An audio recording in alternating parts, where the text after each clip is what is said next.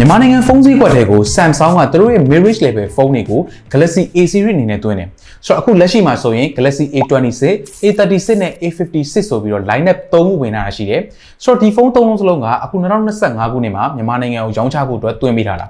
ပြောရရင်ဒီကောင်တွေကလက်ရှိဈေးကွက်တွေရောက်လာတာလေလပိုင်းလောက်ပဲရှိသေးတယ်အဲဒီတော့ဒီ A26 ကော A36 ကော A56 ကောဆိုတော့ဒီဖုန်း3လုံးစလုံးကိုကျွန်တော်စမ်းကြည့်မယ်ကျွန်တော်ရဲ့လက်ထဲမှာလည်းအခုဒီ3လုံးစလုံးပေါ့နော်ဆိုတော့ A26 ကော 36 ကော 56 ကောရှိတယ်ဆိုတော့ဒီကောင်တွေရဲ့အခြေအနေဘယ်လိုရှိလဲဆိုတာကိုကျွန်တော်စမ်းကြည့်လိုက်မယ်ငွေ10သိန်းနဲ့30ကြားထဲမှာဒီဖုန်း3လုံးတွေကဘယ်ကောင်ကရွေးလို့အဆင်ပြေဆုံးဖြစ်မလဲဆိုတာရဲ့ဘယ်သူတွေကဘယ်ဖုန်းကိုရွေးတင်လဲဆိုတာရဲ့ကိုကျွန်တော် review video ထဲမှာအသေးစိတ်ပြပြပေးမယ်ဆိုတော့မနက်ဖြန်မှာဆိုရင် Samsung Galaxy A26 ရဲ့ review video လာမယ်ဆိုတော့စောင့်ကြည့်ပေးပါsponsor video မဟုတ်ဘူးเนาะ honest ဖြစ်ဖြစ်လေးပဲတောင်းပါ